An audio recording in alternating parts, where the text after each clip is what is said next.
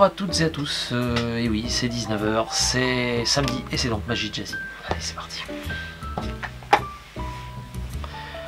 Donc ce week-end, enfin ce samedi, j'ai décidé de vous présenter un effet un peu, pas personnel, mais sur lequel j'ai quand même beaucoup travaillé, que j'ai quand même modifié pas mal de choses, surtout la fin. Et d'ailleurs je fais un petit clin d'œil et un salut à mon maître et ami Didier Lorini, avec qui j'ai appris beaucoup de choses, puisque on a travaillé beaucoup sur cet effet. C'est à la base sur un effet de Paul Gartner qui date de 1995, voilà, c'est un... on pourrait l'appeler double change. Et bien écoutez, je vous souhaite un très bon week-end, un très bon samedi et un bon visionnage. A très vite, salut. Alors pour ce tour, j'ai effectivement besoin d'un jeu de cartes. Jeu de cartes, pique, cœur, trèfle, carreau.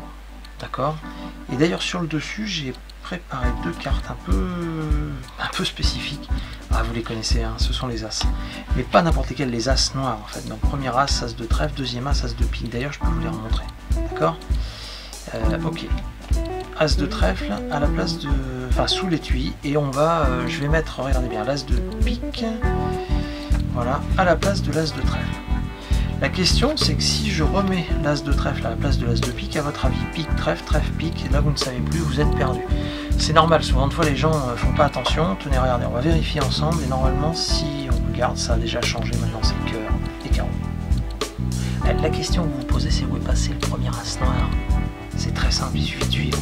Regardez, il y a une carte ici, sur l'étui, et ça tombe bien, c'est l'as de trèfle. Maintenant la question c'est où est passé le deuxième as. Le deuxième as noir, et bien juste là, normalement sous l'étui, il y a une carte toute seule, et ça tombe bien, c'est l'as de pique.